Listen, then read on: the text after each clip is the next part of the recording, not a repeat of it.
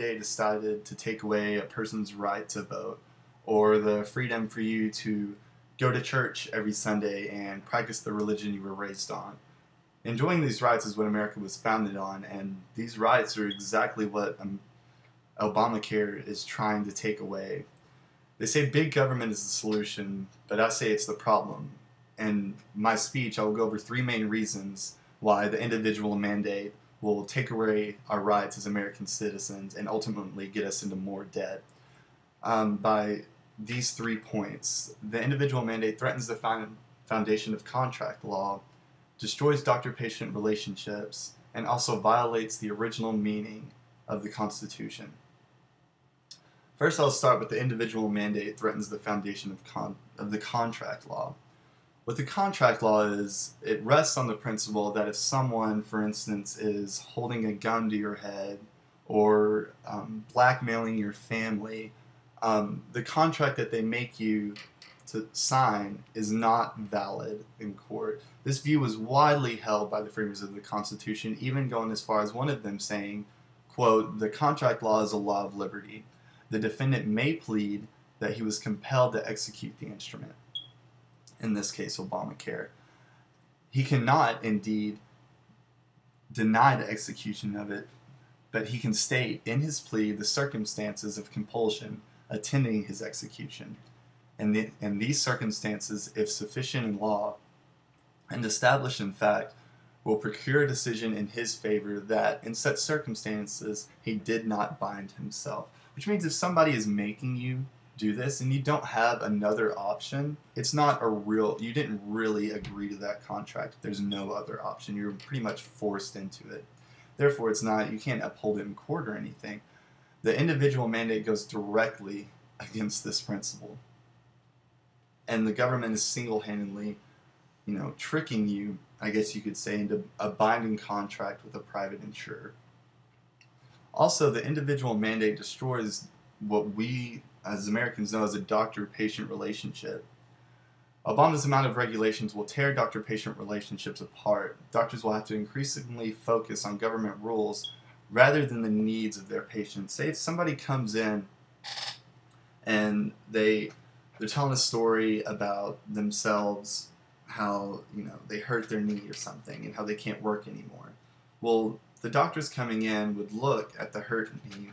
If under Obamacare, they'd look at the hurt knee, give them a prescription for the hurt knee to fix that and go on their way. They won't have any time to explain their symptoms, and that could lead to, since they're out of work, maybe they have a slight case of depression they need also. And also that introduction to an electronic health record that they're trying to push just will completely take away what we enjoy going to see our doctor. Some of us have had the same doctor for 20 or 25 years. Going in and looking at him whenever you get sick is comforting. At least to me it is. And the electronic health record will be able for doctors to go in, look at your records, all electronically, your symptoms, your everything, and put a diagnosis there on the spot without actually conversing with their patients and finding out what's really wrong with them. And a recent survey found that 67% of doctors that participated in the survey said Obamacare would not improve the doctor-patient relationship that is already suffering today. This brings me to my next point, that the individual mandate violates the original meaning of the Constitution. Now, the original meaning of the Constitution is in error, but I think this one everyone can pretty much agree on. Article 1, Section 8 of the U.S. Constitution grants Congress the power to regulate commerce among several states. This isn't the commerce inside the states. They can regulate what goes across and what comes in to over state boundaries. But what actually is sold inside the state, we have no control over it. And that was the beauty of founding America, that even though you have this government, each state can still independently make decisions on their own. Yet, in its decisions in both Wickard and Filburn and Gonzales and Rock, the Supreme Court held otherwise, allowing Congress to regulate the wholly intrastate cultivation of wheat and marijuana, respectively. These decisions cannot be squared with the original meaning of the Commerce Clause.